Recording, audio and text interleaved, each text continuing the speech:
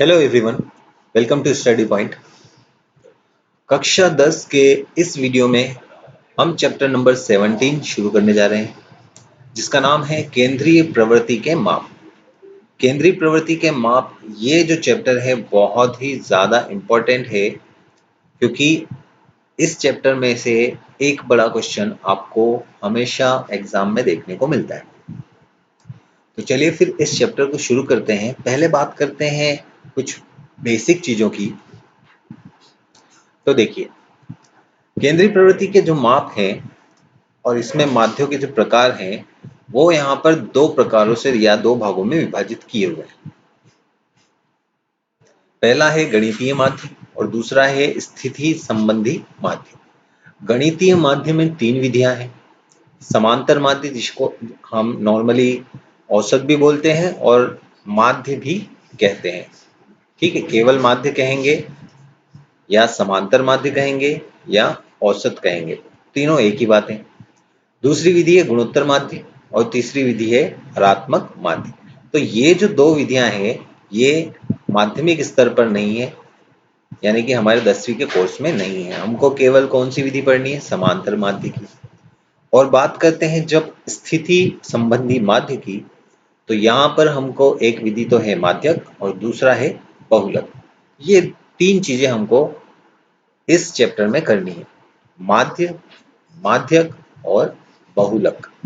तो सबसे पहले हम शुरू करते हैं समांतर माध्य या माध्य को। तो देखिए, जो हमारी एक्सरसाइज 17.1 है, 17.1 है, उसमें हमको समांतर माध्य ज्ञात करने की शॉर्ट विधि बताई गई है। देखिए, एक तो तरीका है समांतर माध्य ज्ञात करने का इस सूत्र के द्वारा।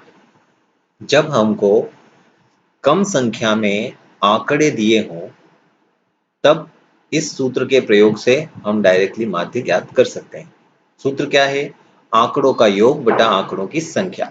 आंकड़ों का योग मतलब जो भी हमको आंकड़े दिए हुए हैं उन सबको हम जोड़ लेंगे, और जितने आंकड़े की संख्या है, मतलब जितने हमारे पास में आंकड़े हैं, डेटा है, उसका हम भाग लगा देंगे, तो हमको क्या मिल जाएगा? समांतर माध्य मिल जाएगा। इसको हम इस प्रकार से भी लिखते हैं, सिग्मा एफ अपॉन एन। ठीक है, इस तरीके से भी हम इसको लिखते हैं। अब बात करते हैं हम पहले सवाल की। पहला सवाल दिया है, एक कक्षा के गणित विषय में 10 छात्रों के प्राप्तांक 52, 75, 40, 70, 43, 40, 65, 35, 48 और 52 है। इस प्रकार से जो है, ये हमको कुछ प्राप्तांक मिले हैं किसी कक्षा के गणित विषय के 10 छात्रों के। मतलब 10 छात्र हैं किसी कक्षा में, और गणित विषय में इस प्रकार से अलग अलग जो है अंक उन्होंने प्राप्त किए हैं। किसी ने 52 अंक प्राप्त किए हैं, किसी ने 75 किए हैं, किसी ने 40 किए हैं, किसी ने 70 किए हैं, किसी ने 43, 40, 65, 35, 48 और 52। तो इस प्रकार से ये अंक प्राप्त किए हुए हैं। ठीक है, तो हमारे पास अब देखिए आंकड़ों का योग करना है। सॉरी, यहाँ पर x आएगा, sigma x upon n. Sigma x upon n, या हम इसको नॉर्मली क्या बोलते हैं? सिग्मा एफ, ऐसा भी बोल सकते हैं। चलिए देखिए, तो समांतर माध्य ज्ञात करना है। हम इस सूत्र का प्रयोग करते हैं। समांतर माध्य बराबर आंकड़ों का योग बटा आंकड़ों की संख्या। आंकड़ों की संख्या, तो आंकड़ों का योग करना है, यानी कि इन सब आंकड़ों को हमको जोड़ना है। तो 52 plus 75 plus 40 plus 70 plus 43 plus 40 plus 65 plus 35 plus 48 plus 52, ये तो जो हो गए हमारे आंकड़ों को हमको जोड़ना है, तो हमने उनको योग के रूप में लिख दिया है। और बटा में क्या आ जाएगा, आंकड़ों की संख्या, जो आंकड़ों की संख्या कितनी है 10, क्योंकि 10 छात्रों के प्राप्तांक थे, तो बटा में आ जाता है हमारे पास में कितना 10। अब इन सबको हम क्या कर लेते हैं, जोड़ लेते हैं। ठीक है, तो देखिए ये दोनों जुड़े, कितने हो गए 48 और 52 हो गए 100। फिर इन दोनों को जोड़िए, ये भी हो गए 100। फिर ये 40 और 40 80, 80 और 3 ये तो कितना हो जाएगा 83 यानी कि 83। यहाँ पर 40 और 70 ये दोनों का योग कितना हो गया 110। और इन दोनों का योग कितना हो जाएगा, देखिए 50 और 70 तो होता है 120, और ऊपर 2 और 5 है, कितना हो जाएगा 127। अब थोड़ा सा ये इजी हो गया है, तो देखिए 120 और 83, 127 को ही ले लेते हैं, चलिए 127 और 83, तो ये देखिए 210 बन गया। फिर इसमें 100 और 100 200, और ये 110 310, ये 310 हम यहाँ जोड़ लेते हैं, तो टोटल 520 हो गया। टोटल कितना हो गया ये 520, तो सबकी योग हमको यहाँ पर मिल गई। ठीक है ना, तो यहाँ आ जाएगा 520 बटा 10, 0 से 0 कट जाएगा, तो माध्य क्या निकल के आ जाएगा 52। यानी कि हम कहेंगे कि इस कक्षा के जो गणित के 10 विद्यार्थी हैं उनका औसत जो अंक है गणित में वो कितने प्राप्त हुए हैं, 52 प्राप्त हुए हैं, ऐसा हम कह सकते हैं। औसत जब हम निकालते हैं तो हर एक व्यक्ति, हर एक बच्चे के 52 अंक हम बोल सकते हैं, 10 विद्यार्थियों में सबके 52 अंक औसत प्राप्त हुए। चलिए अब चलते हैं आगे। तो दूसरा क्वेश्चन हमको दिया है, एक विद्यालय के सहायक कर्मचारियों का मासिक वेतन रुपयों में 1720, 1750, 1760 और 1710 है। यहाँ पर हमको समांतर माध्य ज्ञात करना है।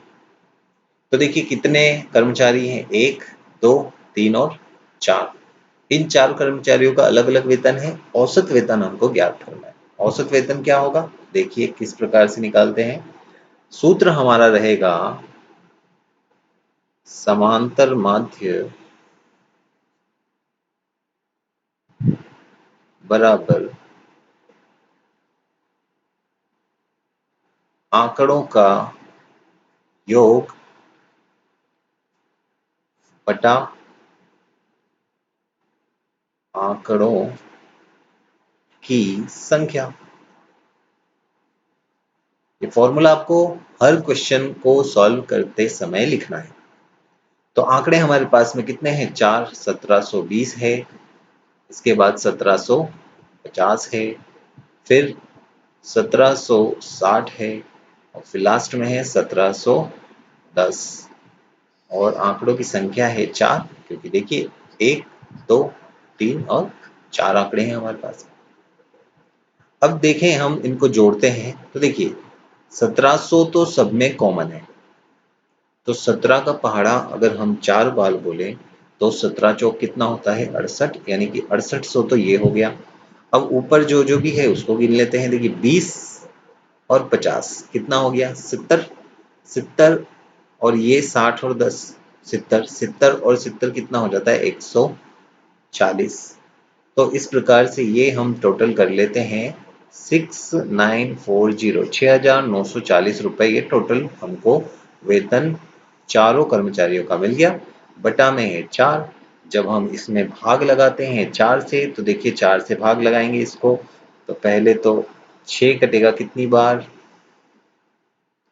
एक बार, सॉरी यहाँ पर कितना आएगा 1, 4 एकम 4 बचा कितना 2, ऊपर से उतरेगा 9, तो हो जाएगा 28, तो ये हो जाएगा 4 सत्ते 28। फिर यहाँ से बच जाएगा 1 और फिर आ जाएगा 4, ठीक है 4 उतर जाएगा, तो कितना हो गया 14। 14 में जब हम भाग लगाते हैं 4 से, तो भाग कितनी बार जाता है 3 बार, 4 तिया 12, बचेगा शेष 2, और लास्ट का जो 0 उतरेगा उसके बाद हम भाग लगाएंगे तो 5 बार भाग जाएगा, तो ये हमको आंसर कितना मिल जाएगा? 1735 रुपए। 1735 रुपए जो है ये औसत है, ये समांतर माध्य है इन सहायक कर्मचारियों के मासिक वेतन का। तो इस तरीके से आपको ये सवाल हल करने हैं। चलते हैं अगले क्वेश्चन की तरफ। क्वेश्चन नंबर 3 दिया है कि यदि 3, 4, 8, 5, x 3, 2, 1 अंकों का समांतर माध्य 4 है। हमको यहाँ पर समांतर माध्य दिया हुआ है, वो क्या है? 4। तो x की वैल्यू हमको निकालनी है।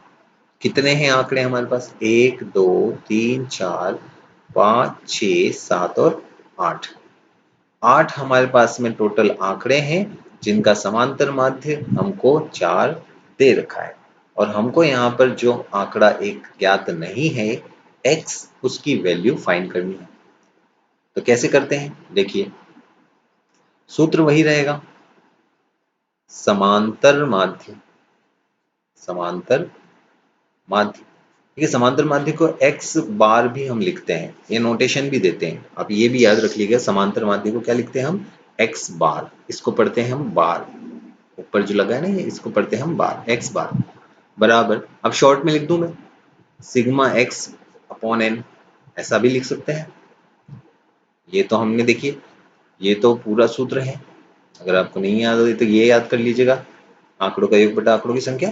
या फिर हम ऐसे भी लिख सकते हैं सिग्मा x अपॉन n, जहां पर सिग्मा x का ये आंकड़ों का योग, सिग्मा का मतलब होता है योग, x का मतलब जो भी आपके पास आंकड़े हैं उन सब का, ठीक है। यहाँ पर हम xi लिखते हैं, xi का मतलब है कि कितने, i का मतलब है कितने आंकड़े हैं हमारे पास में, ठीक। तो देखिए यहाँ पर हम क्या लिख देंगे? 3 plus 4 plus 8 plus 5 plus x plus 3 plus 2 plus में 1, और बटा में n की वैल्यू कितनी है? देखिए आंकड़े कितने थे? 8 थे, तो ये हमने लिख दिया 8। और चूंकि समांतर माध्य तो हमको दे रखा है, वो है कितना? 4, तो LHS में क्या आ जाएगा? 4।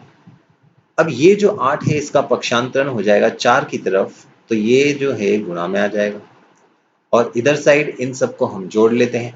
देखिए 1 और 2 3, 3 और 3 6, 6 और 5 हो जाएंगे 11, 11 और 8 हो जाएंगे कितने? 19, 19 में 4 जोड़ेंगे तो हो जाएंगे कितने? 23, 23 में 3 जोड़ेंगे तो ये हो जाएंगे 26। तो ये हमको मिल गया 26, प्लस में कौन है? x।